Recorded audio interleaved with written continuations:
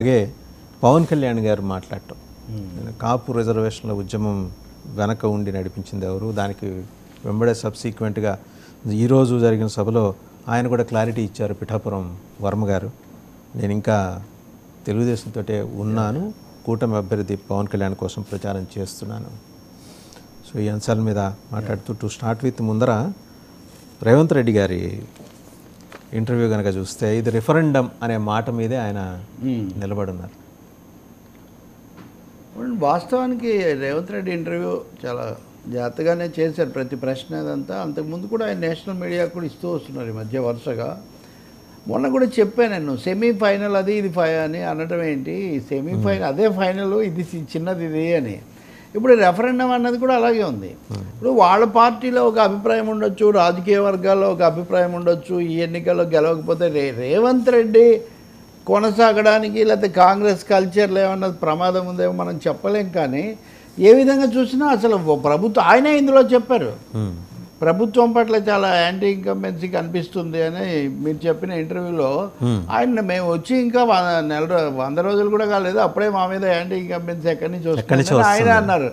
So అసలు ఒక రాష్ట్ర ప్రభుత్వం మీద, ఒక ముఖ్యమంత్రి మీద 100 రోజులకు 120 రోజులకు కనుక రెఫరెండంలు మొదలు పెడితే భారత రాజ్యాంగం కానీ 3 రెఫరెండంలు జరగాలి. కాబట్టి ఇవి కొంచెం ఈ పదాలు జాగ్రత్తగా వాడడం అన్నది ముఖ్యమంత్రులు లేదా కీలక వ్యక్తులు, ప్రతిపక్షం వాళ్ళని ట్రాప్ చేయొచ్చు. కానీ ఆ ట్రాప్లో పడి నిజంగా ఈ ఎన్నికల సెమీఫైనల్స్ అని, ఈ ఎన్నికల రెఫరెండం అని, ఈ ఎన్నికల ఫలితంతో రేవంత్ రెడ్డి ప్రభుత్వానికి ఎటువంటి ప్రమేయం లేదు, రాజకీయంగా సర్దుబాటు లేదా ప్రత్యర్థులతో ప్రతిపక్షంతో పోరాడడం తప్ప. కాబట్టి ఆయన ఎందుకో ఆ ఊపులో పోతున్నారు. రెండవది తనను గెలిపించాలి, గెలిపించకపోతే మీకు ఇబ్బంది అనే మెసేజ్ ఇవ్వడం కోసం కూడా ఆయన అలా మాట్లాడుతుండొచ్చు. కానీ వాస్తవానికి ఆయన ఈ caught between devil and deep sea అని, ఇటు బీఆర్ఎస్ ఇటు బీజేపీ, ఈ ప్రభుత్వం పడిపోతుంది లేదా రేవంత్ మా పార్టీలోకి వచ్చేస్తాడని నిన్న కూడా బండి అరవింద్ చెప్తున్నాడు, ఎంపీ, బీజేపీ ఎంపీ. వేరే వాళ్ళు చెప్తే వేరే రకం, బీజేపీ ఎంపీ ఖచ్చితంగా రేవంత్ రెడ్డి మా పార్టీలోకి వస్తాడని నిన్న చెప్తున్నాడు. దాని మీద ప్రశ్న లేదు. నాకు చాలా ఆశ్చర్యం కలిగింది ఏంటంటే, అంత క్యాలిక్యులేటెడ్గా, అంత కాంప్రహెన్సివ్గా, సమగ్రంగా, సునిశ్చితంగా ప్రశ్నలు తయారు చేసి మరి అడిగిన వాళ్ళు. సరే, నేను కూడా జర్నలిస్ట్గా వాళ్ళని నేనేమి, వాళ్ళ ఇష్టం, వాళ్ళ ఛాయిస్. కానీ బట్ ఈ ప్రశ్న లేకపోవడం నాకు చాలా ఆశ్చర్యం కలిగించింది. అంటే ఆ ప్రశ్న లేకపోవడం ఎంత ఆశ్చర్యం కలిగించిందో, చంద్రబాబుకు సంబంధించిన ప్రశ్న ఉండటం కూడా అంతే. దాంట్లోకి వద్దాం మనం. ముందు రేవంత్ ఆయన సొంత ప్రభుత్వం ముఖ్యమంత్రి కాబట్టి నేను ఈ మాట అంటున్నాను. ఆయనను మీ మీద ఇంత అభాండం వేస్తున్నారు, మీరు వెళ్ళి బీజేపీలో చేస్తారంటున్నారు అని వాళ్ళు అడగలేదు. ఒకవేళ వాళ్ళు అడగకపోయినా ఈయనైనా కానీ నా మీద ఈ దుష్ప్రచారం చేస్తున్నారు, నేనెందుకు పోతాను అని ఇప్పుడు అంతేందుకండి, సీఎంఓలు వాళ్ళకు సిపిఆర్ వాళ్ళు, పిఆర్ వాళ్ళు చాలామంది ఉంటారు. వెంటనే section of media this kind of canards are being spread and అని చెప్తారు కదా. ఎందుకు చెప్పడం లేదు అనేది కూడా ఒక ప్రశ్న. ఇక మీరు అన్న విషయానికి వస్తే, ఇంట్రెస్టింగ్గా ఇప్పుడు తెలంగాణ నాయకులు ఆంధ్రప్రదేశ్ వ్యవహారాలు మాట్లాడటం పెరిగింది. అది మొదట్లో అయితే ఎన్నికల్లో ఎవరు గెలుస్తారన్నప్పుడు హరీష్ రావు కానీ కేటీఆర్ కానీ మాకేం సంబంధం, వాళ్ళు చూసుకుంటారు, అందరూ చల్లగా ఉండాలి, ఇలా జనరల్ భాషలో మాట్లాడారు. బట్ కేసీఆర్ దిశానిర్దేశం చేస్తున్నట్టుగా నాకున్న సమాచారం ప్రకారం జగన్ గెలుస్తాడు అని ఆయన ఒక ప్రకటన చేశారు. సో జగన్ గెలుస్తాడని ఆయన ప్రకటన చేసినప్పటి నుంచి దీని క్యారెక్టర్ మారింది, వాళ్ళిద్దరు ఒకటే అనేది అంతకుముందు ఉంది. రేవంత్ రెడ్డి తను ఇచ్చిన ఇంటర్వ్యూలో కూడా ముఖ్యమంత్రి అయ్యాక వాళ్ళిద్దరు ఒకటి, నన్ను గ్రీట్ చేయలేదు లేదా నన్ను ఇదిగా చూశారు, ఈ పద్ధతిలో ఆయన మాట్లాడారు. కానీ ఈరోజు మీరు ప్రస్తావించిన ఇంటర్వ్యూలో కూడా ఆయన నాది అడిగినప్పుడు అలాగే ఎందుకు అన్నాడు కేసీఆర్ అని, అంటే మాజీ గత కంటే తన ప్రిడిసెసర్ ఈయన అంటే ఏముంది, చంద్రబాబు నాయుడు మీద కుళ్ళు కక్ష తప్ప ఇంతకంటే పెద్ద కారణమేం లేదు, వాళ్ళిద్దరూ ఒక జట్టుగా ఉన్నారని ఈయన ఆరోపించారు. ఇక నా ప్రశ్న ఏంటంటే, వాళ్ళిద్దరు ఒక జట్టు కాదనేది వేరే ప్రశ్న. వీళ్ళిద్దరు కూడా ఒక జట్టు కాదు, చంద్రబాబు రేవంత్ రెడ్డి జట్టు అయ్యే అవకాశం లేదు. స్టేజ్ బెడ్ ఫెలోస్ అని ఆయనేమో ఎన్డీఏకు చాలా, నిన్న కనుక ఆయన అర్నబ్ గోస్వామి అంతకంటే మించి రాజ్దీప్ సర్దేశాయికి ఇచ్చిన ఇంటర్వ్యూలు చూస్తే 100% మోదీని మోస్తున్నాడు, 400 స్థానాలు వస్తాయి, అసలు మోదీ నాయకత్వంలోనే వికసిత భారత్ రావాలి, ఇవన్నీ ఆయన చెప్తున్నాడు. And worst thing, Revanth Reddy ఏ రాహుల్ గాంధీ పేరు లేకుండా మాట్లాడో, ఏ రాహుల్ గాంధీని అయితే సర్వాధినేతగా ఎప్పుడు ప్రస్తావిస్తుంటారో ఆ రాహుల్ గాంధీ మోదీ కంటే దిగదుడుపు అని చాలా స్పష్టంగా చెప్పాడు చంద్రబాబు నాయుడు ఆ ఇంటర్వ్యూలో. అది నిజంగా ఆశ్చర్యం అనమాట. ఇంకా మూడోది ఎన్డీఏ వర్సెస్ కాంగ్రెస్ కదా నేషనల్ సినేరియో. మరి జగన్ ఎదుర్కోవటం, విమర్శించడం, లేదా ఆంధ్ర తెలంగాణ ఈక్వేషన్ అది వేరే కావచ్చు, కానీ ఏ విధంగా చూసినా చంద్రబాబు కేసీఆర్కు వ్యక్తిగత వ్యతిరేకం అయిండొచ్చు, కానీ రాజకీయంగా రేవంత్ రెడ్డికి కూడా అంతే వ్యతిరేకంగా ఉండాల్సిన అవసరమే ఇక్కడ, అంటే చూడాల్సిన అవసరమే. అదేదో వాత్సల్యము ఉండొచ్చు, ఆయన ఇదివరకు టీడీపీలో పనిచేశాడు, అది వేరే విషయం. కానీ ఆయన తీసుకున్న రాజకీయ చర్య స్టెప్ రీత్యా రేవంత్ రెడ్డి సాఫ్ట్గా మాట్లాడే అవకాశమే లేదు.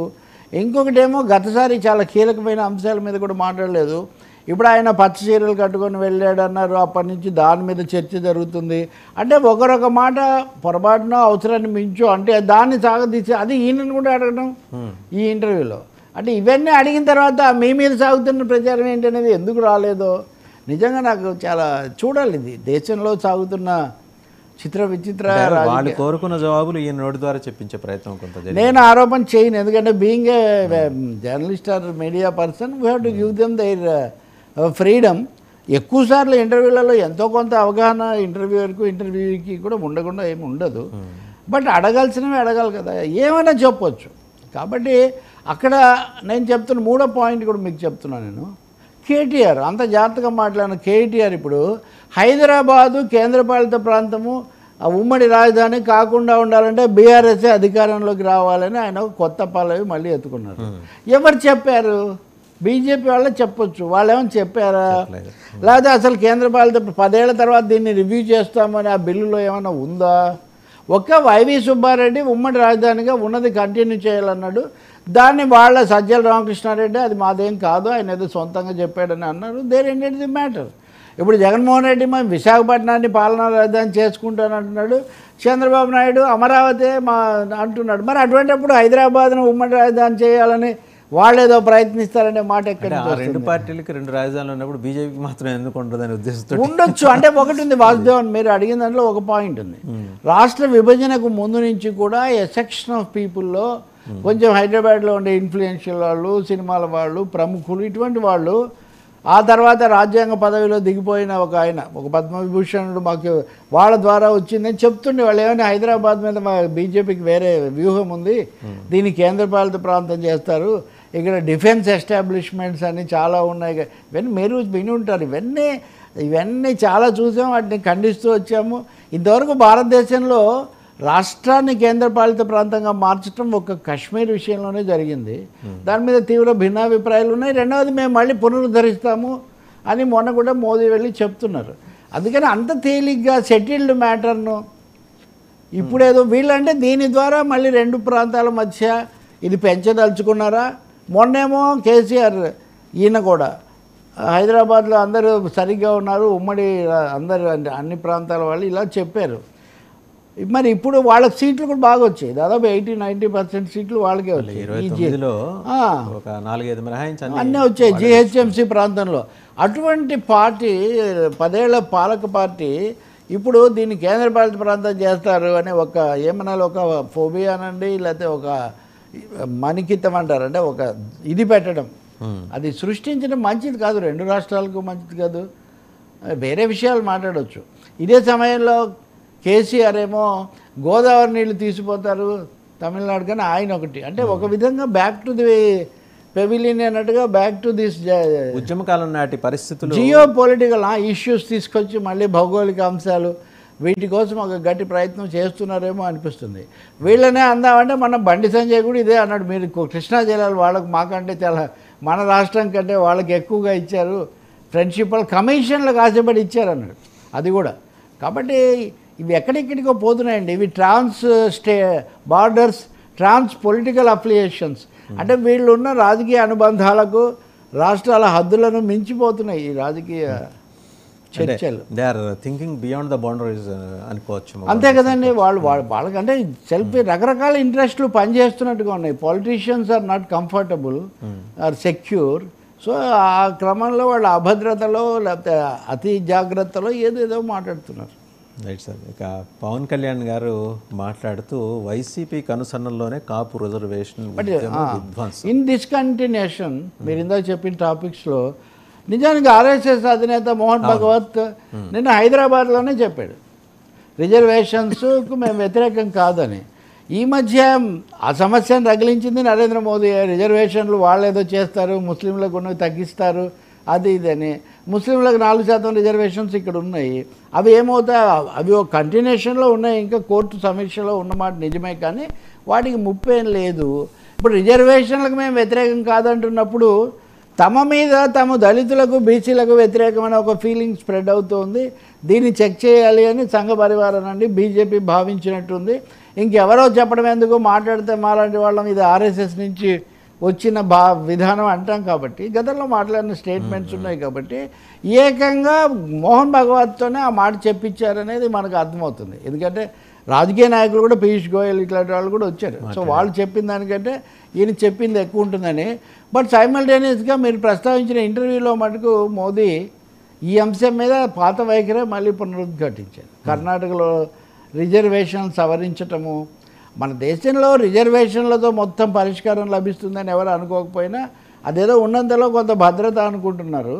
అది దాన్ని కదిలిస్తే మటుకు తేనె తుట్టును కదిలించడమే చాలా ఇబ్బంది అని బహుశా అది మోహన్ భగవత్ గుర్తించి ఉండొచ్చు. కానీ దానికి కూడా రేవంత్ రెడ్డి అవి కూడా పెద్దగా ప్రస్తావించలేదు. హైదరాబాద్లో ఇంత జరుగుతుంటే దాని ఆ ప్రస్తావన కూడా తేలేదు. ఎందుకంటే నేను పొద్దు నుంచి డూయింగ్ రౌండ్స్ ఆయన స్టేట్మెంట్. అండ్ అలాగే పవన్ కళ్యాణ్ గారు సార్ ఆయన మాట్లాడుతూ వైసీపీ కనుసన్నలోనే కాపు రిజర్వేషన్ ఉద్యమ విధ్వంసం జరిగింది, కిరాయి మూకలు రైళ్లు తగలబెడితే అమాయకులైన యువతని కేసులో ఇరికించారు అంటే ఆయన టార్గెట్ ముద్రగడ అది స్పష్టంగా అర్థమైంది ఆయన మాట్లాడిన దాంట్లో. అంటే ఈ డెస్పరేట్గా మాట్లాడినట్టు ఏమన్నా అనిపిస్తుందా? ఏమో, ఇప్పుడు ఒకటే అయితే ఆయన అక్కడ చేస్తున్నప్పుడు ఆ ప్రస్తావన వచ్చే అవకాశం ఉంది. రెండవది చంద్రబాబు నాయుడు ప్రభుత్వం అప్పుడు ముఖ్యమంత్రి కదా, ఆయన ఆరోపణ ఇది కుట్ర అనేది ఆయన ఆరోపణ. ఆ ఉద్యమానికి జగన్ వైసీపీ ప్రత్యక్ష మద్దతుపై ప్రకటించలేదు రిజర్వేషన్ల అంశానికి. నిజం చెప్పాలంటే అప్పుడు జరిగిన సమావేశానికి పవన్ కళ్యాణ్ వెళ్ళలేదు కూడా, చిరంజీవి వెళ్ళారు. హైదరాబాద్లో జరిగిన ఆ సమావేశానికి అంబటి రాంబాబు దగ్గర నుంచి చిరంజీవి, కేవీపీ రామచంద్రరావు అందరూ చాలామంది ఆ వర్గానికి చెందిన నాయకులందరూ వెళ్ళారు. అప్పుడు ఆయన అప్పటి నుంచి దూరంగా ఉన్నాడు. అంటే నిజం చెప్పాలంటే ముద్రగడ ఆందోళన చేసినప్పుడు జగన్ దూరంగా ఉన్నాడు, పవన్ కళ్యాణ్ కూడా దూరంగా ఉన్నారు దానికి, అంతే కదా. ఆ వెళ్ళి బుజ్జగించిన వాళ్ళల్లో కూడా వీళ్ళిద్దరు లేరు. మరి ఆ తర్వాత ముద్రగడ దగ్గరికి వాళ్ళ రాష్ట్ర కార్యదర్శిని పంపించింది ఈయనే. ఇంకొకటి తునిలో ఆ ఘటన ఎందుకు జరిగింది, నేనైతే అప్పుడు కామెంట్ కూడా చేశాను. నాకు ఒక కీలకమైన పోలీసు అధికారి చెప్పాడు తునిలో ఈ ఘటన జరగబోతుందని ఇంటెలిజెన్స్కు తెలుసు, మేము ఇన్పుట్స్ కూడా ఇచ్చాము, అయినా కానీ ఇవి ఇలా జరిగాయని ఆయన చెప్పాడు. మీరు ఎవరైనా నా బ్లాగ్లోకి వెళ్తే అప్పుడు బ్లాగ్స్ అందులో అది ఉంది, వెరీ సెన్సేషనల్ అయిందనమాట. అప్పుడు అది కూడా ఒకటి అడ్మినిస్ట్రేటివ్గా ఎందుకు ఈ పరిస్థితి ఒక భోగి కొంతమంది ఎందుకు అదుపు చేయలేకపోయారని. కాబట్టి ఇప్పుడు పవన్ కళ్యాణ్ మీరు అన్నట్టుగా ఆయన he may be targeting Mudragada Padmanabham, okay, రాజకీయాల్లో అదే పొరపాటు కాదు. ముద్రగడ కూడా తీవ్ర భాషలో ఈయన మీద చేస్తున్నారు కాబట్టి ఈయన వారాహి 1లోనే ముద్రగడ మీద చేశారు. అయితే సమస్య ఎక్కడ వస్తుందంటే రిజర్వేషన్లకు మరి వ్యతిరేకమా, వైసీపీకి అనుసరణలో జరిగింది, ఓకే, వైసీపీకి జేఎన్డీఏకు రైవలరీ ఉంది అనుకుందాం, కానీ రిజర్వేషన్లకు వ్యతిరేకమా? ఇప్పటివరకు చాలాసార్లు నేను విన్నది ఏంటంటే నేను రిజర్వేషన్లకు వ్యతిరేకమని జగన్ చెప్పినా కానీ మీరు ఆయనకు ఓట్లేసి గెలిపించారు అని చాలా సభల్లో పవన్ కళ్యాణ్ కాపు పెద్దలను వాళ్ళను ఆయన ప్రస్తావించారు. మరి ఇప్పుడు ఆ ఉద్యమమే అసలు జగనే నడిపించారని చెప్పేటైతే అంటే పరస్పర విరుద్ధంగా నాయకులు ఆ సందర్భంలో కొంచెం పొంతనేసుకొని తను గతంలో ఏం మాట్లాడాం ఇప్పుడేం మాట్లాడామని చూసుకుంటే ఇలాంటి సమస్యలు రావు. ఏదైనా రిజర్వేషన్ల సమస్య ఇప్పుడు మోహన్ భగవత్ చెప్పిందైనా ఇదైనా దీన్ని సమాజంలో వివిధ తరగతుల మధ్య స్పర్ధలు ఇవి పెంచకుండా చూసుకోవాల్సిన అవసరం ఒకటి ఉంది. ఎన్నికల సభలలో ఇట్లాంటివి తీసుకొని వచ్చి అంటే ఏమంటున్నారు పవన్ కళ్యాణ్ అంటే కాపులు జగన్తో ఉన్నారని ఆయన సర్టిఫై చేస్తున్నాడా? ఇప్పుడు అప్పుడు కాపులు బాగా ఐడెంటిఫై అయిన ఇష్యూ అది. అందుకనే చంద్రబాబు నాయుడు కూడా అచ్చెన్నాయుడిని చినరాజప్పని వీళ్ళందరినీ పంపించి సంధి చేసుకొని ఇదంతా జరిగింది. అది కాపులకు పాజిటివ్. అంటే జగనే దాని వెనక ఉన్నాడు అని తను మాట్లాడడం నిజానికి పవన్ కళ్యాణ్ అది కూడా అర్థం చేసుకోవట్లేదా? అది ఆయనకు అనుకూలం. ఇంకా 2 అంశాలు ప్రస్తావన చేశారు సార్. రిజర్వేషన్లు ఇవ్వను అని చెప్పిన జగన్కి కాపు నాయకులు ఎందుకు అండగా నిలబడ్డారో ప్రశ్నించండి అని చెప్పేసి ఆయన ర్యాలీలో అడ్రస్ చేస్తూ అడిగారు. రెండోది, సినిమా నటులు నిజాయితీగా సంపాదించి రాజకీయాలు చేయకూడదా? ఈ రెండు రెండు విషయాలండి. రెండోది వ్యక్తిగతం అనుకోండి. మొదటి దానికి వచ్చేసరికి రిజర్వేషన్ల పట్ల మీకేమైనా వైఖరి ఉంటే చెప్పండి పోనీ, లేదు కేంద్రంలో మీదే ఎన్డీఏ కాబట్టి అక్కడ మీరు ఏం చేస్తారో చెప్పండి. మూడోది, రిజర్వేషన్లను వ్యతిరేకించిన జగన్ అని మీరు ఇప్పటివరకు కానీ రిజర్వేషన్ ఉద్యమం జగనే నడిపించాడని మీరు ఇప్పుడు అంటే ఈ రెండుకి పొందన కుదురుతుందా? అంటే మీరు ఇప్పుడు ముద్రగడ చేసింది నిజమైన ఉద్యమం కాదు అని మీరు ఆరోపిస్తున్నారా? ఇవన్నీ అట్లా ప్రశ్నలు దారం లాగుతున్న, నేను దానికోసం వెళ్ళదలుచుకోలేదు. కానీ ఈ కుల సమస్యను కాపు దాని చుట్టూ పదే ఏదో రూపంలో కులం గురించి టూ మచ్గా మాట్లాడడం వల్ల ఏమి ఉపయోగం లేదు. ఉద్రిక్తతలు, వివాదాలు పెరగడం వల్ల. ఇంకా రెండో భాగం అంటారా, సినిమా నటులు రాజకీయాల్లోకి రావచ్చు అని పవన్ కళ్యాణ్ ఇప్పుడు వచ్చి చెప్పాల్సిన అవసరం లేదు, జగన్ దానికి అనుమతించాల్సిన అవసరం అంతకన్నా లేదు. ఎందుకంటే ఎంజి రామచంద్రన్ ఎప్పుడో 1978లోనే ముఖ్యమంత్రి అయిపోయాడు. కరుణానిధి కూడా పెద్ద కథ కూడా అనుకోండి ఆ మాటకు వస్తే. ఇప్పుడు అన్నాదురై కూడా ఇప్పుడు ఈయన ఎవరు ఎన్టీఆర్ 83లో అయ్యాడు, అంటే 40 ఏళ్ల కిందట. ఎప్పుడో పరిష్కారమైన సమస్యని ఎందుకు లేకప్ చేస్తున్నారు? ఇంకా న్యాయంగానా అన్యాయంగానా, పారితోషికం ఎక్కువ తక్కువ, అసలు ఈ అసందర్భమైన చర్చలు అదే పనిగా ఒక మాట అనడానికి ఎవరన్నా అంటే చర్చలన్నీ అటు తీసిపోయి ఇది రాజ్యసభలో కూడా చర్చించారు. రాజ్యసభలో విజయసాయిరెడ్డి పారితోషికాలు 100 కోట్లు ఇట్లా తీసుకుంటున్నారు, తీసుకోకూడదు అది ఇది అన్నప్పుడు none of his business or its business. కాబట్టి వైసీపీ వాళ్ళు ప్రొడ్యూసర్కి తీసుకునే స్టార్కి లేకపోతే ఆ హీరోకి అంటే అక్కడ హఠాత్తుగా ఇప్పుడు పేదలకు పెద్దలకు యుద్ధం కదా వీళ్ళు చెప్పేది, వర్గ పోరాట సిద్ధాంతం కదా. కాబట్టి స్టార్సే డబ్బులన్నీ తీసుకొని అందులో పనిచేసే చాలా వాళ్ళకి ఇవ్వట్లేదని, వీళ్ళు తగ్గించుకుంటే వాళ్ళకి ఇస్తారనే గ్యారంటీ కూడా ఏం లేదు. ఎందుకంటే ఇక్కడ వాళ్ళ మార్కెట్ వాల్యూకు వాళ్ళు డబ్బులు ఇస్తున్నారు. ఇంకా మూడో విషయము న్యాయం అన్యాయం ఆ చర్చలన్నీ ఎందుకంటే ఇప్పుడు చాలామంది మీద పవన్ కళ్యాణ్ చాలా తీవ్ర వ్యాఖ్యలు చేసినవి చాలా ఉన్నాయి. ఇప్పుడు వాటన్నిటికీ వెళ్తే కనుక సో నాకు నన్ను ఆపడానికి మీరెవరు, నేను పౌరుణ్ణి, నాకు హక్కు ఉంది అని చెప్తే అంతటితో అది అయిపోతుంది. వాళ్ళ అన్నయ్య ఉన్నాడు కదా, కేంద్ర మంత్రిగా చేశారు, రాజ్యసభలో ఉన్నారు ఇప్పటి వరకు. అందుకని అంటే దాన్ని ఆన్సర్ చెయ్యాలి అని నేనైతే నిజంగా జేడీ లక్ష్మణ్ జనసేనలోంచి వెళ్ళిపోయినప్పుడు సినిమాల్లో నటించనని చెప్పిన వాళ్ళు మళ్ళీ నటిస్తున్నారు అని ఆయన ప్రొటెస్ట్లో అదొక పాయింట్. నటించవచ్చు, కాకపోతే బ్యాలెన్స్ ఎలా చేసుకోవాలనేది ఒక పెద్ద ప్రశ్న తప్ప. ఎన్టీఆర్ నటిస్తే ఆయనకు ముఖ్యమంత్రి పదవి పోయింది, ఎంతసేపటికి ఆయన మీనాక్షి శేషాద్రితో డ్యాన్స్ ఎలా దీని మీదే నడిచింది. అది ఒక్క సీన్ ఆ సినిమా మొత్తంలో అదొక అరగంట కూడా ఉండదు. చివరికి దానివల్ల ఇటు సినిమా పోయింది, అటు ప్రభుత్వం కూడా పోయింది. కాబట్టి ఎవరు ఎలా బ్యాలెన్స్ చేసుకుంటారనేది ఆయన ఇష్టం. బట్ సినిమాల ప్రస్తావన వచ్చింది చెప్పాలంటే నిన్న కూడా మొన్న మనం మాట్లాడాం, పవన్ ఇచ్చినటువంటి ఆస్తి అప్పుల పట్టిక చూస్తే మటుకు ఆయన చాలా సినిమాలు కమిట్ అయినట్టుగా మటుకు ఉంది. మరి బ్యాలెన్స్ చేసుకోవడం ఆయనకు హరిహర వీరమల్లుకు పెద్ద సమస్య, అది చూడాలి. ఇంకా జగన్ మాట ఒకవేళ అనున్నది ఏం చెల్లదు, పబ్లిక్ ఆర్ విత్ హిమ్, ఎవరు ఆక్షేపించలేదు కదా. రెండోది, ఇప్పుడు చిరంజీవి గారు ముఖ్యమంత్రి జగన్మోహన్ రెడ్డి గారిని బెదిరించారు, ఇది పోసాని కృష్ణమురళి ఒక ఇంటర్వ్యూలో ఆయన ఆ రోజు ఏం జరిగిందనేది మొత్తం లైవ్ టెలికాస్ట్ ఇచ్చారు, అన్ని ఛానల్స్ ఇచ్చినాయి. అవి కూడా ఆ ఫుటేజ్ కూడా మళ్ళీ నిన్న నుంచి అందరూ చూస్తున్నారు. అవునా?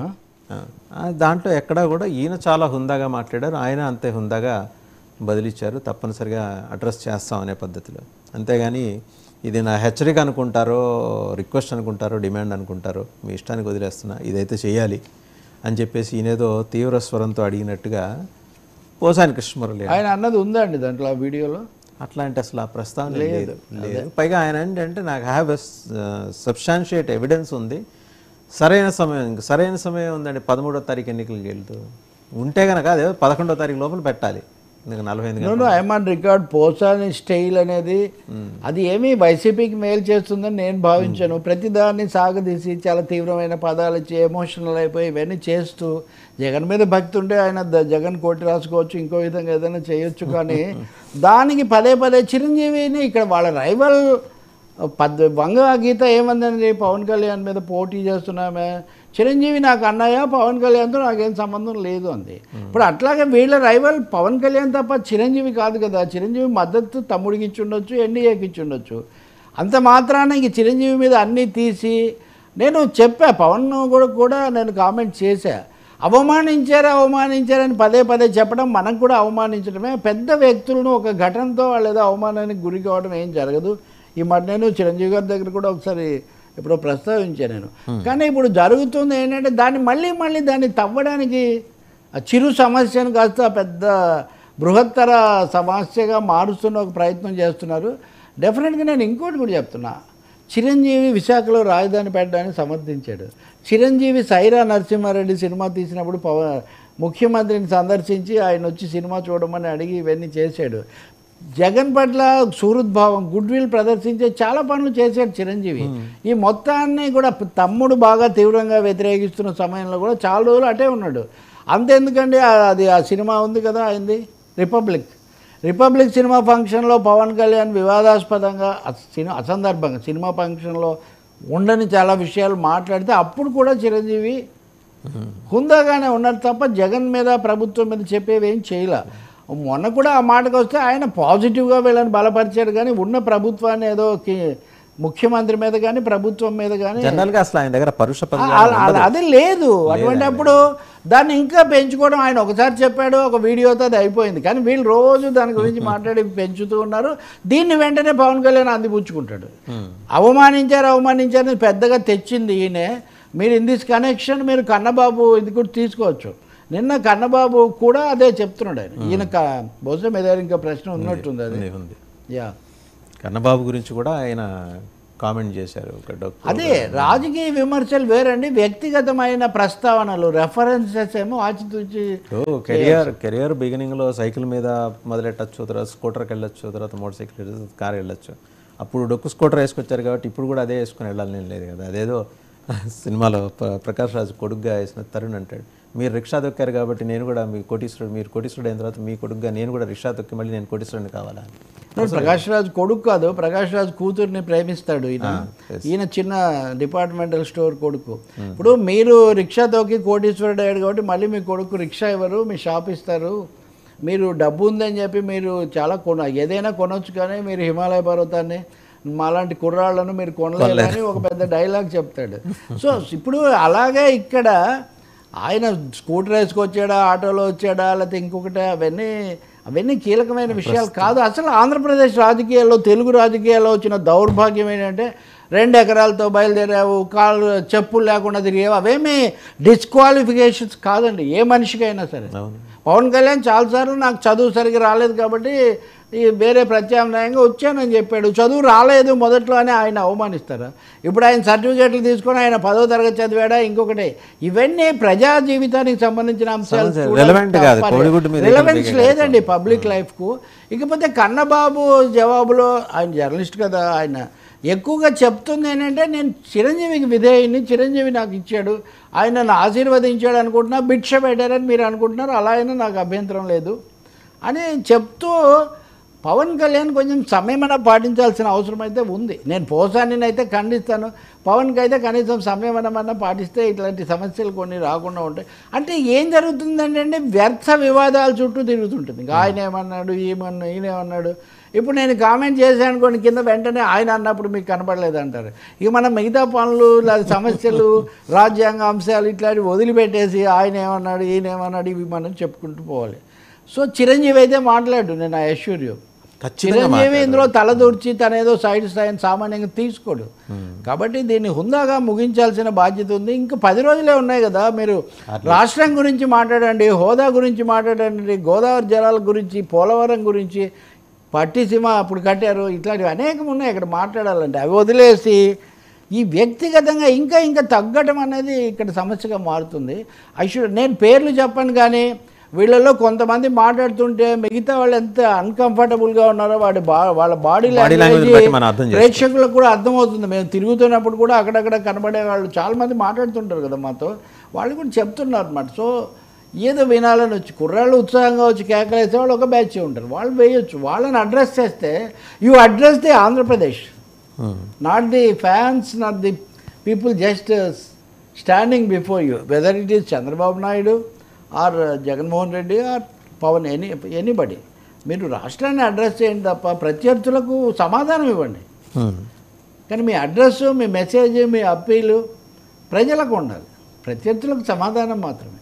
అది తప్పిపోయింది ఇక్కడ. అలాగే ఇందాక ఎన్నికల సభలో ముఖ్యమంత్రి మాట్లాడుతూ, జగన్మోహన్ రెడ్డి గారు ఆంధ్రప్రదేశ్ ముఖ్యమంత్రి మాట్లాడుతూ, ఇన్ని సంక్షేమ పథకాలు ఇచ్చినందుక చంద్రబాబు జగన్మోహన్ రెడ్డికి ఓటేయొద్దని చెబుతున్నావు అని చెప్పేసి, అదే ఆయన సభకి తన ఓరియంటేషన్ మార్చుకుంటున్నారు ఆయన. అంటే రొడ్డకొట్టుడు ఉంటల్లా, ఎక్కడికి వెళ్తే ఇప్పుడు మనం పులివెందుల ప్రస్తావన చేస్తాం, ఆ తర్వాత ఆ టోన్ ఏంటన్నారు మళ్ళీ నెక్స్ట్ సభలో కనపడలా. అలాగే ఇవాళ సభలో కూడా the way is questioning the leader of opposition కొంచెం డిఫరెంట్గా ఉంటుంది. అంటే he's doing homework, he's doing team work. ఇంకోటి స్క్రిప్ట్లు చాలా జాగ్రత్తగా తయారు చేసుకుంటున్నారు. నేను విన్న ప్రకారం అయితే అయినా విమర్శలు ఉంటాయి, అది వేరే అంశం. కానీ ఒక సభకు మధ్యలో కూడా మళ్ళీ 1-2 సభలు అనుకున్నా మళ్ళీ అక్కడికి వెళ్ళి దాన్ని ఎలా ఉండాలి, ఫోకస్ ఏముండాలి, ఇవన్నీ చేస్తున్నారు. ఆ విధంగా మీ బిడ్డ మీ జగన్ ఆ పాట కూడా అదే కదా. సో అది ఒక విధంగా కొంచెం దగ్గరగా తీసి నేను మీ వాడిని మీకోసం ఉన్నానని మెసేజ్ ఇవ్వడానికి ఎక్కువ ప్రయత్నం చేస్తున్నట్టు కనిపిస్తుంది. ప్రత్యర్థుల మీద ఒక టెంప్లెట్ పెట్టి ఉంటాడు, అది ఆ టెంప్లెట్ ఒక 2 నిమిషాలు ఉంటుంది, అదొకటి వస్తుంటుంది. మిగిలినంతా మోర్ పాజిటివ్గా వాళ్ళను ఆకట్టుకోవడం అన్నదానికి ఆయన పెట్టినట్టుగా ఉన్నారు. ఇన్సిడెంటల్గా ఇప్పుడు పథకాలు పింఛన్ల పంపిణీ అన్నది కూడా ఇప్పుడు చర్చకు వచ్చింది. పింఛన్లు ఇంటి దగ్గర ఇవ్వకపోవడము, దానివల్ల కలిగిన అనర్థం ఇదంతా చూసినందువల్ల ఇటు చీఫ్ సెక్రటరీ కూడా ఇంటి దగ్గర ఇస్తాము దానికి ఏర్పాట్లు చేశారు. ఇప్పుడు ఎన్నికల సంఘం కూడా అదే చెప్పిందంటారు. ఇప్పుడు సమస్య ఏంటి నాకు అంటే, మంచిది ఈసారైనా సర్దుకున్నారని అనుకోవాలి, కానీ మర్చేసి రిటర్న్ ఇప్పుడు ఇంకా అప్పుడు ఎందుకు ఇవ్వలేదు, అప్పుడు ఇంతమంది ఎందుకు చచ్చిపోయారు, ఈ విషయాలన్నీ. నేను అంటుంది ఏంటంటే, విమర్శ ఒకటి, జరుగుతున్నది జరగనివ్వడం ఒకటి, ఈ రెండు ఉంటే రాజ్యము పాలన నడుస్తాయి తప్ప ప్రతిసారి పాతవి అక్కడే ఎవ్వరు కాపాడినా మళ్ళీ మనం అప్పటి దానికి తీసుకెళ్ళలేమండి. ఒక వృధా అంటే దీనివల్ల ఏం జరిగిపోతుందేమో, దీనివల్ల ఏదైనా పాజిటివ్ వస్తుందేమో అనుకోవడం వల్ల ఏం ఉపయోగం లేదు. ప్రజల్లో వచ్చేది పాజిటివ్ అయినా నెగిటివ్ అయినా ప్రజల్లో వచ్చేది వాళ్ళకు వచ్చే స్పందన వాళ్ళకు వస్తుంది. కాబట్టి పథకాలు అవి పెట్టడం అంటే అవి ఇంట్ల దగ్గర ఇవ్వడం అనేది మంచి విషయం. గతంలో ఎందుకు జరగలేదు, పోనీ సరి చేసుకున్నారు కదా, అదైనా మంచిదే కదా. సరి చేసుకుంటే మనం దాన్ని ఇంకా మళ్ళీ అంతకుముందు తప్పు చేసావు, అది కరెక్ట్ కాదు కదా. యా, ఫైనల్గా ప్రధానమంత్రి వర్మది ఒకటి మనం చెప్పాలి. నెక్స్ట్ ఒక ఏమనాలి క్లారిటీ. ఇప్పుడు నిన్న మొన్న మా దృష్టికి వచ్చినటువంటి విషయాన్ని బట్టి వర్మ కూడా అక్కడి నుంచి వెళ్తున్నాడన్న సమాచారం అప్పుడు వచ్చిందన్నారు. ఆయన ఇప్పుడు ఈరోజు ఆయన మాట్లాడుతున్నారు, ధర్మో రక్షతి రక్షిత అని. ఓకే, వర్మో రక్షతి రక్షిత అని కూడా మనం అనవచ్చు. ఏదైతే అక్కడ జరిగినటువంటిది ఆయన స్పష్టంగా కాకపోతే ఆయన ఏదో ఒక రకమైన మీడియాని కొన్ని తిట్టుతున్నారు, వాళ్ళతో మనకేం సంబంధం లేదు. ఒకటి ఏమంటే చాలామంది నాయకులు అసలు వ్యక్తిగతంగా చెప్పిన వాళ్ళు ఇక్కడే కూర్చొని మాట్లాడిన ఒక మాజీ మంత్రి నేను మాట్లాడినవి కూడా ఉన్నాయి. ఆయన మళ్ళీ ఇప్పుడు చేరాడు వేరే పార్టీలో. ఆయన వ్యక్తిగతంగా చెప్పిన ఆయన కూడా ఆయన కారణాలు ఆయనకు ఉండొచ్చు. చాలామంది అలా చెప్పిన పొజిషన్స్ నుంచి మారడము, కనీసం 20 నియోజకవర్గాల్లో రెబెల్ ట్రబుల్ ఉంది ఎన్డీఏకు. కాబట్టి పెద్ద అసాధారణమైన విషయం ఏం కాదు. వ్యక్తిగతంగా ఏమైనా ఆయన తిడితే వేరే విషయం, కానీ అదేం లేదు కదా. వెళ్లకుండా ఆయన ఉంటే మంచిది. ఉండి ఆయన తప్పకుండా పవన్ కళ్యాణ్ విజయం కోసం ఇతోధికంగా పనిచేయాలని చెప్పి మనం ఆశిద్దాం. ప్రజల తీర్పుని బట్టి జరిగేది జరుగుతుంది అంతవరకే. ఫైనల్గా సార్, దేర్ ఆర్ ఇష్యూస్, ఇప్పటికీ ఇష్యూస్ అయితే ఉన్నాయి, లేనే లేవు, పరిష్కార సమస్య లేదని చెప్పలేము. గోదావరి జిల్లాలో సన్నివేశం కొంచెము డిస్టర్బ్ అయింది ఈ అగ్రెసివ్ యాటిట్యూడ్ వల్ల అనే ఒక అభిప్రాయం మటుకు ఒకటి ఉంది జనరల్గా. అవుట్ ఆఫ్ 34 సెగ్మెంట్స్ కనీసం 15-16 సెగ్మెంట్లో ఈ ట్రబుల్ అయితే ఉంది సార్. అందుకనే అంటే పవన్ కళ్యాణ్ క్రేజు, ఈ సోషల్ కార్డు ఇవన్నీ కలిసి అప్రతిహతంగా అంతకుముందు కూడా వాళ్ళకు దాదాపు 34% ఏదో ఓట్లు వచ్చాయి ఇవన్నీ అని అనుకున్న పరిస్థితుల్లో అంత కేక్ వాక్లాగా లేకపోవటం అన్నది ఇక్కడ ఒక పొలిటికల్, అది ముద్రగడ పద్మనాభాన్ని తెచ్చుకోవడం వల్ల కావచ్చు, అనేక జాతరలు ఎత్తుగడలు కౌంటర్ ఎత్తుగడలు అయిండొచ్చు. ఓకే, వర్మ వెళ్ళటం లేదు, నిన్న మనకు వచ్చిన వార్త అంత సరే ఈ సమయానికి, తర్వాత జరిగినప్పుడు మనం మాట్లాడవచ్చు. భేషజమైన లేదా. చివరిగా ప్రధానమంత్రి మళ్ళీ ఆయన ఇచ్చిన ఇంటర్వ్యూలో స్పష్టం చేసిన అంశాలు, ముస్లిం రిజర్వేషన్కి సంబంధించి ఆయన స్టాండ్ అయితే అదే ఉంది. 100% అండి. ఆయన నిన్న ఇంకా అదనంగా కూడా చెప్పాడు. నేను మీకు చెప్పా కదా, రాహుల్ గాంధీ అన్నాడు మీకు రాజుల గురించేనా నవాబుల గురించి రాదా అని ఆయన నిన్న థీమ్ ఈరోజు అన్నింటిలో అది. అసలు నవాబులు రాజులు కదా. కేసీఆర్ కూడా నాకు చాలాసార్లు చర్చ ఆయన ఎప్పుడు నన్ను రెఫర్ చేస్తుంటాడు. నైజాం నవాబును ఎందుకు నవాబుని ఎందుకు విమర్శి ఏ రాజైనా కారే రాజులు రాజ్యములు కలగవే గర్వోన్నతిని పొందరే వారేరి అని రాజులను ఎవరినైనా రాజు అన్నప్పుడు రాజ్యం అనే అర్థంలో అంటాం తప్ప ఇంకోటి కాదు. ఏమంటారు మోడీ రాహుల్ గాంధీ మాట్లాడుతూ రాజులు పాలించే కాలంలో అంతా వాళ్ళ పెత్తనంగా ఉండేది, ఏది కావాలన్నా తీసుకునేవాళ్ళు, వాళ్ళ మాట చెల్లేది అని అన్నాడండి. రాజులు అంటే శివాజీ రాజు, కిట్టమ్మ రాజు, లేదా రాణి పద్మిని ఇలాంటి వాళ్ళనందరినీ అవమానించామని ఒకటి ఇచ్చామంటారే ఆరోపణ. రెండోది నీకు రాజులేనా నవాబులు నైజాములు కనపడరా అని అసలు తాడు బొంగరం లేని ఒక అనాలని తప్ప. సో ఆయన అటువైపు మళ్ళించదలుచుకున్నాడు. ఇప్పటికి 3-4 అయ్యాయండి ఇప్పటికి. ఒకటి భూములు ఆస్తులు లాక్కుంటారు అనేది ఒకటి, రెండవది వీళ్ళు శాంతియుతంగా అంటారు కాబట్టి అణుశక్తిని మన దేశం యొక్క ఆయుధ శక్తిని తగ్గిస్తారు అనేది ఒకటి, ఈ రిజర్వేషన్లు బీసీల రిజర్వేషన్లు తీసిపోయి ముస్లింలకు ఇస్తారు కాబట్టి ముస్లింల రిజర్వేషన్లు కాపాడాలనేది ఒకటి, వీళ్ళందరూ రామ మందిరానికి వ్యతిరేకం రాని అని ఒకటి. అంటే ఎప్పటికప్పుడు ఈ కృత్రిమ సమస్యలు ఎందుకు సృష్టిస్తున్నారో తెలియదు. ఈ ఇంటర్వ్యూలో కూడా ఆయన చెప్పాడు అది రామ మందిరం ప్రస్తావన వచ్చింది. రిజర్వేషన్ల విషయంలో మటుకు వైఖరి అయితే అదే అని ఆయన స్పష్టం చేశాడు. కర్ణాటకలో రద్దు చేసిన సందర్భాన్ని కూడా ఆయన ఉదాహరించారు. ఇప్పుడు మీరు పోల్చి చూడండి, ఇటు మోహన్ భగవత్ వివరణ ఇచ్చి సర్దుబాటు చేయడానికి ప్రయత్నించిన తీరు, అంటే దీన్నే చెప్పాలంటే మాలాంటి విమర్శకులు ఒక డబుల్ టంగ్ అని అంటూ ఉంటారు. అంతే. అంటే ద్వంద్వ ప్రమాణం కూడా కాకపోవచ్చు అనండి, ఎత్తుగడలో భాగంగా కూడా చేస్తుంటారు ఒకసారి. మేము అలా అంటాం మీరు ఎలా అనండి. అదే కదా ఎత్తుగడ ద్వంద్వ ప్రమాణాలు. వర్క్ డివిజన్ అన్నాడు A G Noorani. RSS and BJP, ఆ బుక్ తెలుగులో నేను ట్రాన్స్లేట్ కూడా చేశా. ఆర్ఎస్ఎస్ బీజేపీ వర్క్ డివిజన్ అని ఒక పని విభజన. మన సజ్జల రామకృష్ణారెడ్డిని నేను ఏదో దీంట్లో ఉన్నప్పుడు పని విభజన చేసుకున్నట్టుగా జగన్ ఏమో మీడియాతో మాట్లాడరు, మీరేమో అన్నింటికీ సజ్జల కాదు సకల అని అంటుంటారు అన్నట్టు. సో పని విభజన చేస్తూ ఉంటారు. లేకపోతే వాసుదేవన్ అగ్రెసివ్గా మాట్లాడతాడు, తెలకపల్లి రవి కొంచెం ప్రశాంతంగా మాట్లాడతాడు. ఇవన్నీ పని విభజన లేకపోతే పలుకులలో వితరణ తప్ప విధానంలో మటుకు పెద్ద తేడా ఏం లేదు. హిందూ సమాజంలో వెళ్తారు అంటే సింగిల్ పాయింట్ అజెండానే మోదీది భగవద్గీత. కానీ చాలా లెందీ ఇంటర్వ్యూ అండి అది. 3 కూర్చొని అడిగారు, అన్నింటిలో ఫండమెంటల్స్ రీట్రేట్ చేశారు తప్ప కొత్తగా ఏమీ సవాళ్ళు కొత్త సమస్యలు తెచ్చుకోవడానికి అయితే ఆయన పెద్ద ఇష్టపడలేదు. అది ఆ పని అయితే అది చంద్రబాబు చేశాడు. మీరు ఇందాక నేను అన్నట్టు మొన్న అర్నబ్ గోస్వామి ఇంటర్వ్యూది నేను మీకు చెప్పాను, అప్పటికి ఇంకా ఎవరు తీసుకోలేదు, ఇప్పుడు తీసుకుంటున్నారు. రాజ్దీప్ సర్దేశాయ్ చంద్రబాబు యూటర్న్ల మీద లెక్కలేనన్ని ప్రశ్నలు వేశాడు. గత ఎన్నికల్లో అప్పుడు కూడా ఈయన చెన్నైలో కాంక్లేవ్లో కలిశాడు. అప్పుడైతే ఆయనైతే కొంచెం సాఫ్ట్ కదా మోదీ మీద. ఆయన అలా అడిగినప్పుడు ఈయనేమో మోదీ మీద నిప్పులు కక్కాడు. అప్పుడు మీరు అప్పుడు అంత ఇదిగా ఉన్నారు, మీరు ఇప్పుడు ఒక్కసారి అప్పుడు ఆయన రాహుల్ గాంధీ దగ్గరికి వెళ్ళాడు.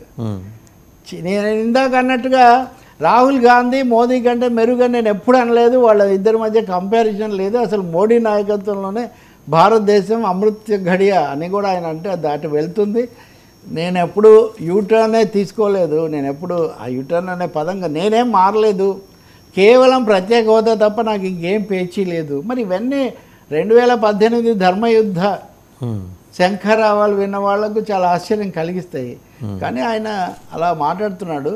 బట్ అర్నబ్ గోస్వామి రాజ్దీప్ సర్దేశాయ్ ఇద్దరు అడిగిన ఉమ్మడి ప్రశ్న ఒకటి ఉంది, ఈ అలయన్స్ సస్టైనబుల్లా, మీరు ఇప్పుడు కలిశారు కాబట్టి కలిసి ఇలాగే ఉంటారా?